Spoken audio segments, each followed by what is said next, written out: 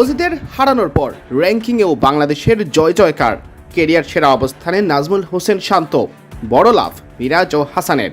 শীর্ষস্থান হারালেন Travis head.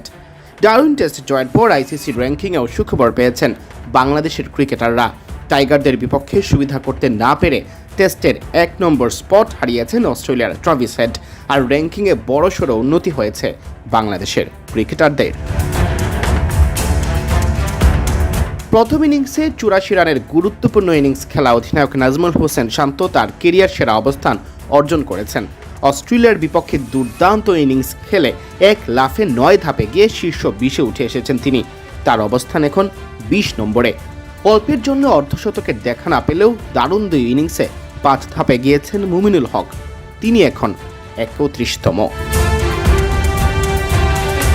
Century হাঁকিয়ে প্রতিরোধ গড়ার চেষ্টা করা অজি ব্যাটার ক্যামেরন গ্রিন 5 ধাপে গিয়ে 30তম স্থানে, ঠিক মুমিনুলের সামনে অবস্থান করছেন।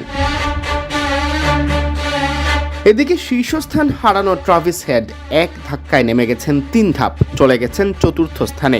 শীর্ষে উঠে এসেছেন ইংল্যান্ডের হ্যারি ব্রুক। জো রুট 2-এ আর স্টিভ স্মিথ 3-এ রয়েছেন। যদিও শীর্ষ 4 ব্যাটারের মধ্যে পয়েন্টের ব্যবধান মাত্র 33 রেটিং, তাই ইংল্যান্ড পাকিস্তান টেস্ট সিরিজ এবং বাংলাদেশ অস্ট্রেলিয়া সিরিজের দ্বিতীয় টেস্টের পর র্যাঙ্কিংয়ে আসতে পারে আরও পরিবর্তন। এদিকে টেস্ট বোলারদের র্যাঙ্কিংয়ে ভারতের জাসপ্রীত বুমরাহ শীর্ষস্থান ধরে রেখেছেন। বড় লাভ দিয়েছেন বাংলাদেশের মেহেদী হাসান মিরাজ ও হাসান মাহমুদ। মিরাজ 3 ধাপে গিয়ে 24তম, আর হাসান 26 ধাপে গিয়ে 38তম স্থানে এসে পৌঁছেছেন। ইংল্যান্ডের ব্রুক এ নিয়ে 4র্থবার 1 নম্বর জায়গা দখল করলেন।